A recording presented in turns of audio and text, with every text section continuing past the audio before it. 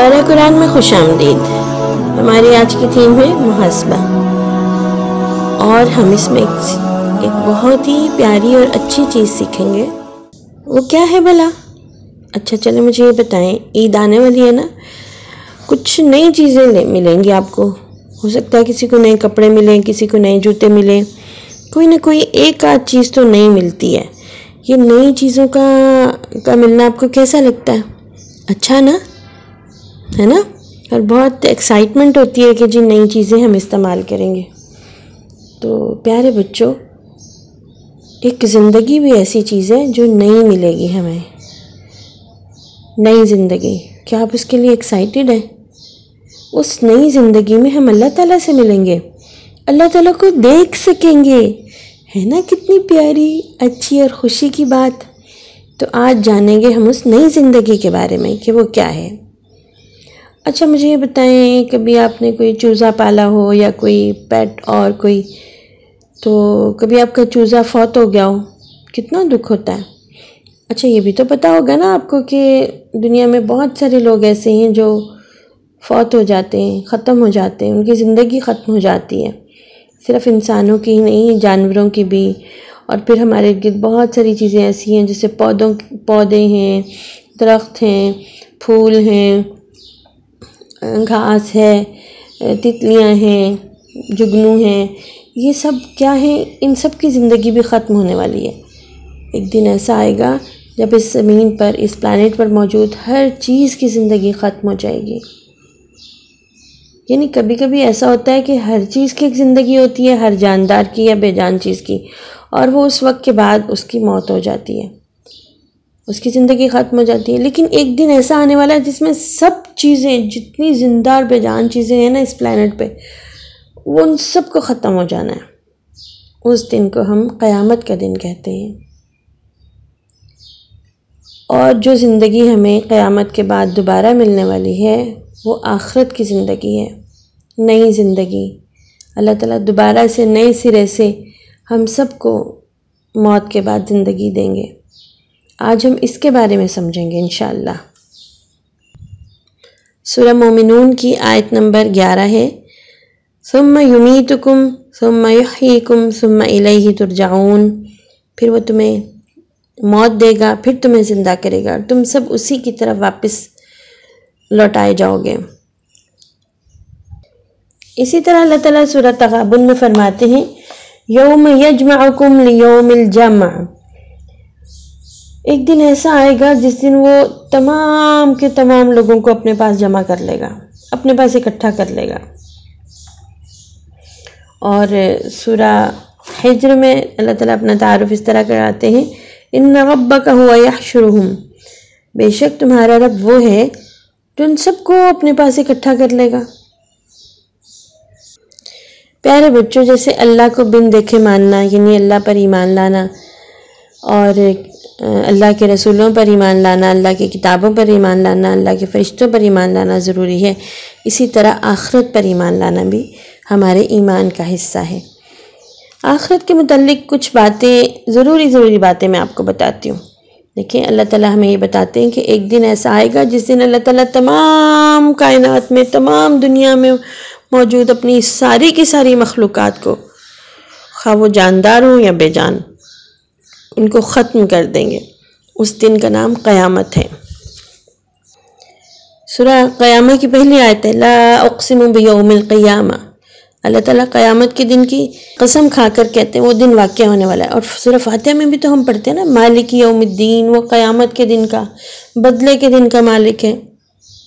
दूसरी बात ये कि फिर वो सबको एक नई ज़िंदगी देगा और सब के सब अल्लाह के सामने हाजिर होंगे।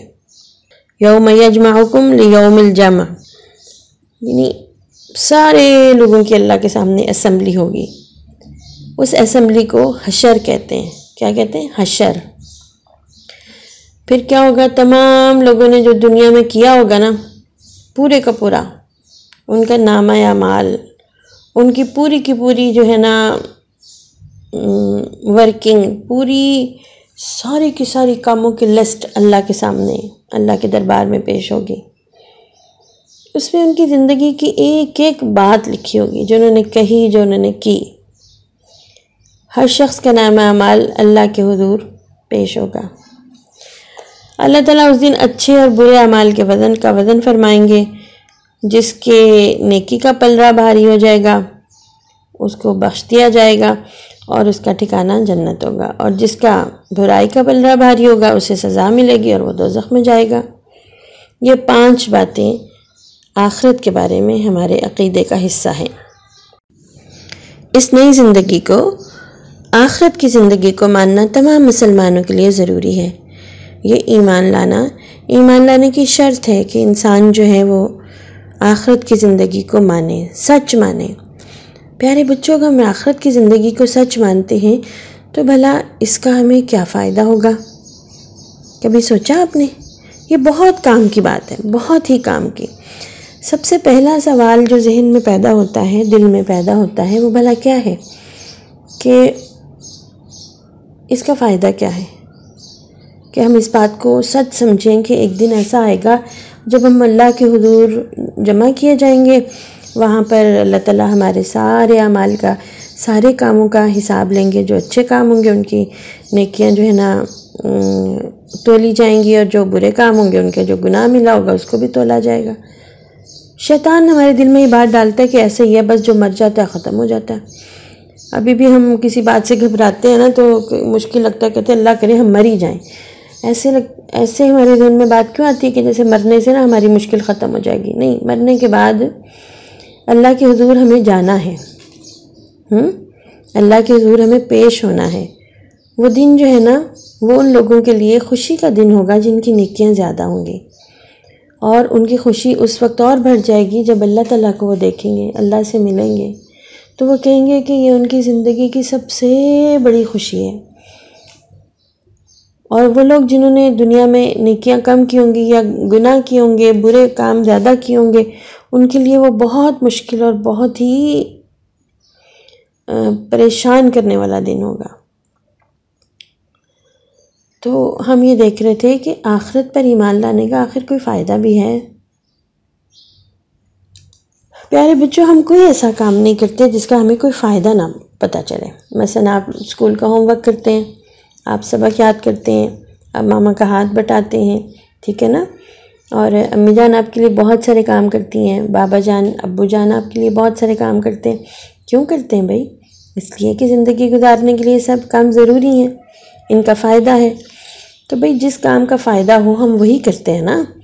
तो आज हम ये देखेंगे कि इस बात पे यकीन करने का फ़ायदा क्या है कि एक दिन हमने अल्लाह के सामने पेश होना है। अच्छा, ज़रा ये बताइए कि आप देखते हैं ना छोटे बच्चे आग में हाथ डाल देते हैं, गर्म चीज़ पकड़ लेते हैं। क्यों पकड़ते हैं? इसलिए कि उन्हें यकीन नहीं, और उन्हें नहीं पता होता कि आग जला देने वाली चीज़ है ना। इसी तरह कुछ बच्चे पढ़ने से भागते हैं। वो क्यों भागते हैं? इसलिए कि अभी उनका जहन इस बात पर नहीं आता कि पढ़ने के बहुत सारे फ़ायदे हैं आइंदा ज़िंदगी में जो उन्हें मिलने वाले हैं। अब जो बात ज़रा दूर होती है ना, जैसे पढ़ने का फ़ायदा आज आपको लगता है कि अभी ना भी पढ़ा तो ये ना भी इसमें मेहनत की पढ़ाई में तो कुछ नहीं होने वाला है ना, ऐसे दिल में आ जाती बात। तो कुछ बच्चे ऐसे होते हैं जिन्हें इनका फ़ायदा लगता है और वो बहुत दिल लगा के पढ़ते हैं। बात ये होती है कि वो छोटा बच्चा जो आग में हाथ डाल देता है, या वो बच्चा जो पढ़ने से भागता है, भला क्यों ऐसे करता है? उन्हें पता नहीं होता कि इस आग क्या नुकसान पहुंचाएगी, ये पढ़ाई से क्या फ़ायदा होगा। जब बड़े उन्हें इस बात के बारे में बताते हैं तो वो उनके दिल को नहीं लगती। हाँ, जब तक बच्चे को का हाथ आग जला ना दे, या किसी बच्चे को वाकई यकीन ना हो जाए कि पढ़ने का तो बहुत ज़्यादा फ़ायदा, उस वक्त तक कोई मर्ज़ी उन्हें जितना समझा ले समझ नहीं आती। तो बात यह है कि अल्लाह ताला ने हमें बताया, हमने भी यहाँ पे पढ़ा, दौरा कुरान में भी सुना। कुरान में हम पढ़ते हैं अल्लाह हमारा रब है, वो हमारा इलाह है। हम कलमा पढ़ते हैं ला इलाहा इल्लल्लाह मुहम्मद रसूलुल्लाह, कि हम अल्लाह को अपना इलाह मानते हैं, हम मोहम्मद रसूलुल्लाह को अपना रसूल मानते हैं। तो इसके बावजूद हम अल्लाह की बात नहीं मानते, प्यारे नबी की बात नहीं मानते, क्योंकि हमें ना हमारा जहन और दिल अभी इस बात पे आमादा नहीं है कि हमें इसका कोई फ़ायदा मिलने वाला। तो आज यही तो बात हमने सीखनी है कि इसका आखिर फ़ायदा क्या है। देखिए, एक ऐसा शख्स है जिसकी नज़र सिर्फ इस बात पर है कि उसे अभी अभी क्या मिलेगा इस दुनिया में, अभी आज कल परसों ये जो वो काम कर रहा है ना, कुछ मिलेगा। अगर किसी बच्चे को ये कहा जाए ना कि ये कर दो इसके तुम्हें पैसे मिलेंगे, बच्चे फटाफट राज़ी हो जाते हैं। बड़े भी पैसे के लिए फटाफट राज़ी हो जाते हैं कि ये काम करने में इतने पैसे मिलेंगे, इसका इतना फ़ायदा है। तो इन पैसों से हम इस दुनिया की चीज़ें ख़रीदते हैं, अपने कपड़े, अपने जूते, अपने लिए चॉकलेट, अपने लिए पेंसिल, अपने लिए नोटबुक, अपने लिए खिलौने, है ना। तो इस दुनिया में जो घर हम ख़रीदते हैं, घर की जो चीज़ें ख़रीदते हैं, वो सारी भी पैसों से आती हैं। अच्छा, अब जिसके पास जितने पैसे होते हैं वो इस दुनिया में वैसा घर ले लेता है, लेकिन आखिरत में भी तो हमें रहने के लिए घर चाहिए ना। वहाँ का घर पैसों से नहीं आता, नेकियों से आता है। और इस बात का तो यकीन है ना, सबको पता है ना इस बात का कि एक दिन आएगा, सब ने मरना है, हर कोई अपनी बारी पे मरेगा, हर किसी को अपनी बारी पे मौत आ जानी है और फिर अल्लाह से मुलाकात होनी है। आखिरत के दिन में अल्लाह के सामने खड़े होकर अपने अमाल का हिसाब देना ही देना है। तो वहाँ के लिए तो ज़ाहिर है कि हमें अच्छे काम करने पड़ेंगे, ठीक है। जब हमें ये बात का यकीन होगा कि हमें अपने आखिरत के घर के लिए कुछ सोचना है, कुछ करना है, तो फिर हम करेंगे। इस बात का यकीन होगा कि वहाँ पे हमें सज़ा मिलेगी। अगर हम यहाँ पे अल्लाह की नाफरमानी करेंगे तो फिर हम इससे बचने की कोशिश करेंगे। तो पहली बात क्या है? यकीन। आपको भी पता ना, ईमान किसे कहते हैं? यकीन की उस हद को जहाँ पर अमल बदल जाए। इंशाल्लाह कल हम इस मौजू पर मज़ीद गुफ्तगू करेंगे और देखेंगे कि इस बात पर ईमान लाने का, इस पे पक्का यकीन करने का फ़ायदा क्या है कि एक दिन हमने अल्लाह के पास जाना है। और फिर हम साथ ये भी देखेंगे कि इस यकीन को, ईमान को हम कैसे बढ़ा सकते हैं। इस यकीन को बढ़ाने का इस दुनिया में भी हमें क्या क्या फ़ायदा मिलने वाला है। और ये भी तो कि बहुत सारे काम हम करते हैं लेकिन दुनिया में हमें उसका फ़ायदा नहीं मिल रहा होता। किसी दिन आप बहुत दिल लगा के होमवर्क करते हैं लेकिन टीचर तारीफ़ ही नहीं करती, शाबाशी नहीं देती है, मामा उसका अप्रिशिएट नहीं करती है ना, लेकिन आपने बहुत मेहनत की होती है, तो उसका फ़ायदा कब मिलेगा भाई? ये भी हम देखेंगे इंशाल्लाह। और कभी ऐसा होता है कि आप चुपके से एक नेकी का काम कर जाते हैं और किसी को पता भी नहीं चलता, तो उसका भी तो फ़ायदा मिलना चाहिए ना, वो कब मिलेगा? तो इंशाल्लाह ये हम कल देखेंगे। तो कल के लिए, आज के लिए इतना। अल्लाह ताला हमें इस पर सोचिएगा, अल्लाह ताला हमें तौफीक दे कि हम इस पर सोच सकें कि हमें उससे मिलना है एक दिन, और उससे मिलने के लिए हमारे पास ढेर सारी नेकियां होनी चाहिए ताकि हम अल्लाह ताला से को देख सकें, अपनी ज़िंदगी की सबसे बड़ी खुशी हासिल कर सकें, ठीक है ना। इंशाल्लाह बाकी बात करेंगे। अल्लाह हाफ़िज़।